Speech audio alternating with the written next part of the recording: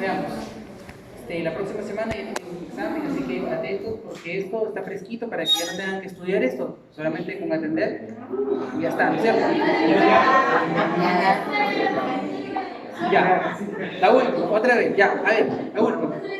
Habíamos visto ya que estamos viendo, vamos a ver dos temas hoy día. Uno es la hemoglobina y otro es lo que es nutrición. En la hemoglobina habíamos visto cómo se forma, ¿ok? Acuérdense que el eritrocito vive 120 días, tiempo de vida media, y en ese eritrocito está la hemoglobina que va a transportar el oxígeno, ¿ok? A partir del eritrocito ortocromático se forma la hemoglobina, ¿ok?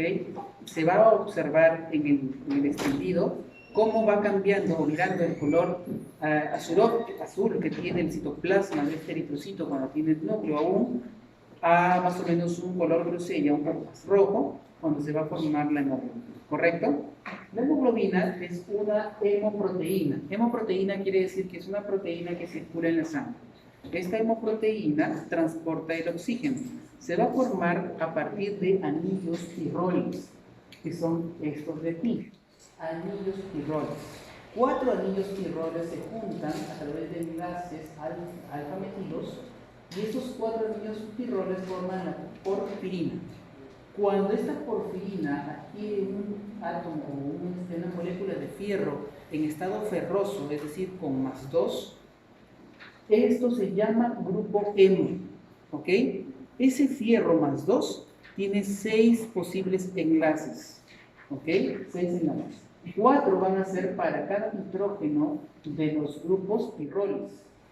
4 en un mismo plano, mientras que va a tener un enlace más para un nitrógeno de histidina y otro para el oxígeno, que es el que va a transportar.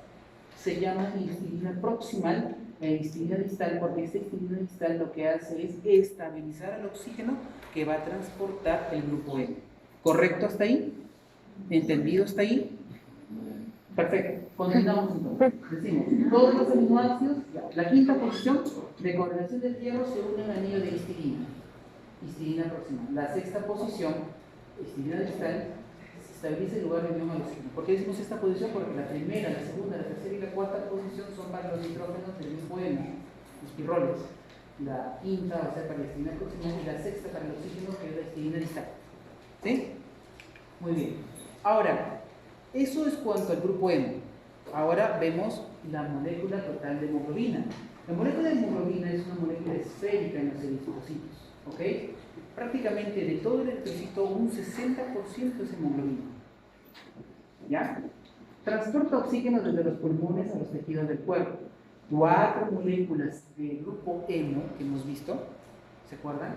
Y una molécula de globina forman una hemoglobina, ¿sí? Pero una molécula de globina tiene 4 subunidades. La globina contiene 4 subunidades, denominadas subunidades alfa, que están acá representadas como amarillo, ¿lo ven? Y 2 subunidades beta, beta 1 y beta 2, como azules. ¿Se ven? ¿Sí? Tenemos alfa 1, alfa 2, beta 1 y beta 2. En cada subunidad de globina tenemos un grupo M que está representado aquí. ¿Lo ven? Con un fierro en el centro. ¿Correcto? Cada una de estas moléculas o el grupo hemo puede transportar un oxígeno. Por lo tanto, una molécula de hemoglobina, ¿cuántos oxígenos va a transportar? 4 moléculas de oxígeno. ¿Correcto? Entonces, cada subunidad contiene un grupo hemo que se une reversiblemente con el oxígeno. Una molécula se combina de un modo reversible con 4 moléculas de oxígeno. ¿Correcto? Cada subunidad, un grupo hemo, y cada grupo hemo, un oxígeno, que va a estabilizarse con una histidina distal. ¿Correcto? Perfecto. ¿Cuáles son los pasos químicos básicos en la formación de la hemoglobina? Primero, la formación del grupo hemo. 2 succinicoenzima más 2 glicinas forman el grupo pirrol. ¿Se acuerdan? El grupo pirrol. Luego 4 pirroles forman la protoporfirina 9. Esta protoporfirina 9 más el fierro en estado ferroso forman el grupo hemo. ¿Correcto? 4 grupos hemo, ¿cierto? Con 4 subunidades de globina, 2 alfa y 2 beta, van a formar la hemoglobina A o hemoglobina del adulto. Todos nosotros, ya somos adultos, tenemos tipos de hemoglobina. La más frecuente y que forma el 95% de nuestra hemoglobina es la hemoglobina A. También tenemos un porcentaje de hemoglobina A2 o A2 y también tenemos un porcentaje de hemoglobina F o hemoglobina fetal, que es un rezago de la hemoglobina que tuvimos en esa etapa. ¿Correcto? Algunos textos dicen que tenemos 95% de hemoglobina A, 4% de hemoglobina A2 y 1% de hemoglobina fetal. Otros textos dicen que tenemos un 97% de hemoglobina A, 2% de hemoglobina A2 y 1% de hemoglobina fetal. ¿Sí? Muy bien. 2 cadenas alfa y 2 cadenas beta van a producir la hemoglobina A. La hemoglobina del adulto o hemoglobina A tiene 2 cadenas alfa y 2 cadenas beta. Y los otros tipos de hemoglobinas siempre van a tener subunidades A. Lo que va a variar es que no van a tener beta, sino que van a tener otras subunidades. Por ejemplo, la hemoglobina A2, que en este texto dice 2%, tiene 2 cadenas alfa y 2 cadenas delta. ¿Sí? Para la hemoglobina fetal tenemos 2 tipos, una hemoglobina embrionaria y una hemoglobina fetal a partir de los 3 meses desde que está en el útero, ¿verdad? Para la hemoglobina E, que es la de vida embrionaria, de 2 cadenas epsilon y 2 cadenas alfa. Y para la hemoglobina fetal, 2 cadenas gamma y 2 cadenas alfa. ¿Correcto? Esta hemoglobina fetal nos acompaña en mayor proporción desde los 3 meses intraútero hasta aproximadamente los 6 meses fuera de útero, después del nacimiento. ¿Correcto? ¿Se entendió? A partir de esos 6 meses de haber nacido, cambia y la mayor proporción es hemoglobina A, 2 alfa, 2 beta. ¿Se entendió? ¿Sí? ¿No? ¿No lo entendieron? A ver, tenemos hemoglobina A del adulto. ¿Cómo está constituido? 2 subunidades alfa, 2 subunidades beta. ¿No es cierto? Como en este gráfico. 2 subunidades alfa, 2 subunidades beta. Cuando estamos en el estadio de embrión, tenemos una hemoglobina E. ¿Qué es lo que tiene? 2 alfa, pero en vez de 2 beta tiene 2 epsilon. ¿Sí? Son globinas diferentes, que son para esa etapa de vida embrionaria. A partir de los 3 meses, tenemos la hemoglobina predominante, la hemoglobina F, o hemoglobina fetal. ¿Ya? La hemoglobina fetal. Y está la hemoglobina fetal. 2 cadenas gamma y 2 alfa.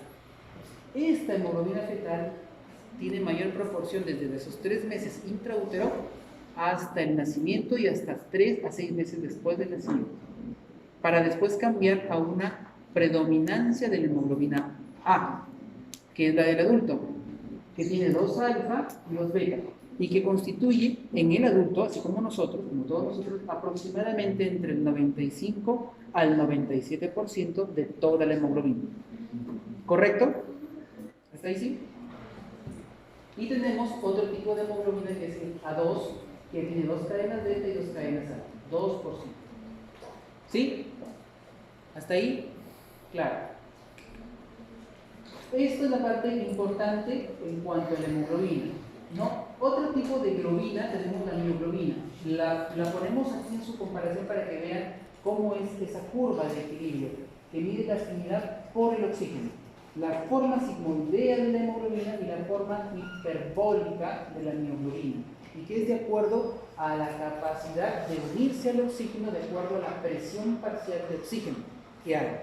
En el caso de la hemoglobina, por ejemplo, ustedes van a ver que cuando tenemos una presión parcial de 80 más o menos de oxígeno, como sucede en los alvéolos pulmonares, tenemos una saturación de la hemoglobina de aproximadamente el 97%.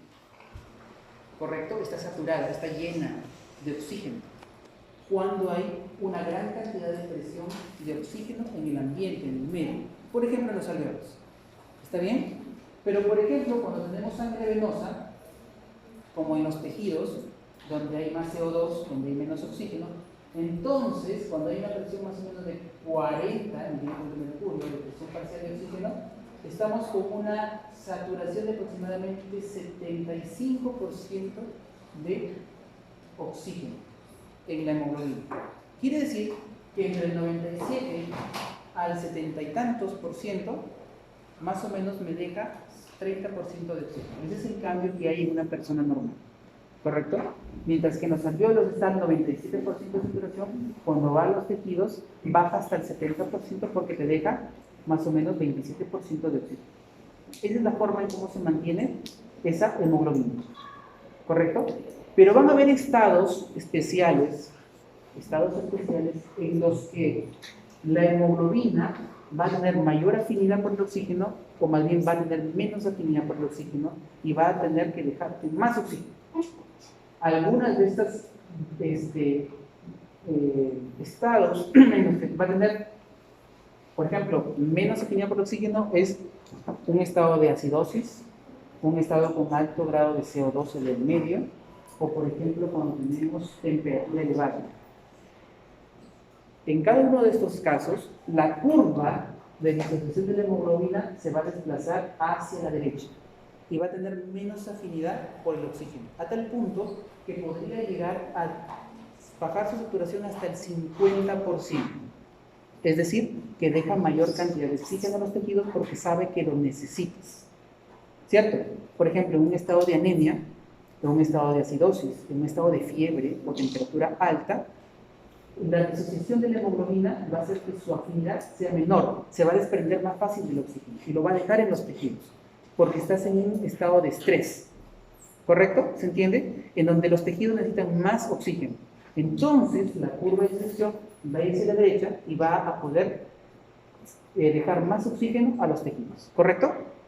¿Sí? Porque por la necesidad.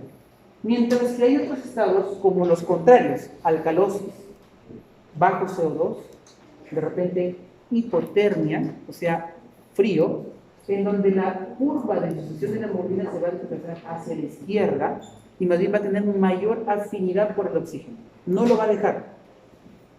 ¿Correcto? Entonces, al tener mayor afinidad por el oxígeno, va a dejar menos oxígeno en los tejidos y de repente su saturación menor ni siquiera llega al 85%.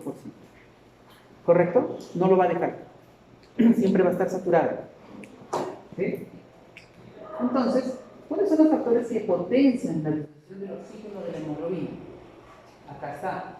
Habíamos dicho disminución del pH, es decir, acidosis, me va a hacer que la curva vaya hacia la derecha, ¿correcto? Aumento del CO2, también hacia la derecha, o aumento del 2,3-DPG, fosfoglicerato, o bifosfoglicerato, lo podemos llamar DPG o BPG. Nos acostumbramos siempre, en mi caso, a llamarlo como DPG, difosfoglicerato. Entonces, cuando yo tengo este 2,3-DPG es como la molécula que reemplaza el oxígeno. El 2,3-DPG tiene mayor afinidad por la hemoglobina. Se une. Entonces, cuando yo tenga bastante 2,3-DPG, se va a unir a la hemoglobina y la hemoglobina va a soltar el oxígeno. Pero cuando tenga poco 2,3-DPG, como no va a haber nada que se una, se va a unir al oxígeno y no lo va a soltar. ¿Ya? Entonces, cuando yo le diga, por ejemplo, si les pregunte, ¿qué factores podrían potenciar que mi curva vaya hacia la derecha, que tenga menos afinidad por el oxígeno? Pues va a ser la acidosis, el aumento de CO2, el aumento del 2,3-DPG. ¿Por qué? Porque el aumento del 2,3-DPG se va a unir a la hemoglobina, que tiene mayor afinidad por la hemoglobina que el oxígeno, y va a liberar el oxígeno. Disminuye la afinidad de la hemoglobina por el oxígeno y lo deja mayor a los tejidos. ¿Correcto? ¿Correcto? Y cuando yo les pregunto factores que potencian la disociación, pero más bien hacia la izquierda, es decir, que aumenten la afinidad de la hemoglobina por el oxígeno, o sea, que no lo suelte, porque están más con mayor afinidad, quiere decir que es la alcalosis, la disminución del CO2, la disminución del 2,3-DPG, ¿no es cierto? ¿Por qué? Porque obviamente al tener menos DPG no tiene nada que se une a la hemoglobina y la hemoglobina se une al oxígeno, no lo suele. Así como la la temperatura baja. ¿Cierto? ¿Por qué es importante esto? Porque ustedes manejando esto van a poder saber cómo está su paciente. Un paciente que está normal va a tener su curva, ¿no?, normal, y ustedes van a entender cómo está su saturación de la hemoglobina de 97 hasta 70 y tantos. Pero cuando el paciente entra en estrés, como una alcalosis o una acidosis metabólica o respiratoria, ustedes van a entender que la curva ya está en otro lado y que van a tener factores que van a modificar la cantidad de saturación que va a tener esa hemoglobina. Y por lo tanto ustedes van a poder determinar si ese paciente entra en hipoxia o no. ¿Correcto? Muy bien. Entonces aquí tienes este grafiquito donde vemos la oxihemoglobina cuando hay mayor saturación de la hemoglobina por oxígeno y la desoxihemoglobina cuando hay menos saturación. Ustedes van a ver acá la presión parcial de oxígeno y aquí la saturación de la hemoglobina en porcentaje. Van a ver la curva de distribución cuando se desplaza hacia la derecha por estos factores, como por ejemplo, ¿cuáles serán? La disminución del pH, es decir, la acidosis, la disminución, el aumento del 2,3-DPG, porque se une la hemoglobina y por lo tanto hace que se libere mayor oxígeno, ¿correcto? Disminuye la afinidad por el oxígeno, o el aumento de la temperatura. Así como también tienen acá, cuando se desplaza hacia la izquierda esa curva, ¿por qué? Porque ya hay menos liberación de oxígeno, es decir, hay mayor afinidad por el oxígeno, aumento de pH, como en la alcalosis, la disminución del 2,3-DPG, porque al no haber 2,3-DPG se une el oxígeno más, o la hipotermia. ¿Correcto? ¿Sí? Esa es la parte principal de cómo funciona o cómo se regula la hemoglobina de acuerdo a estos factores.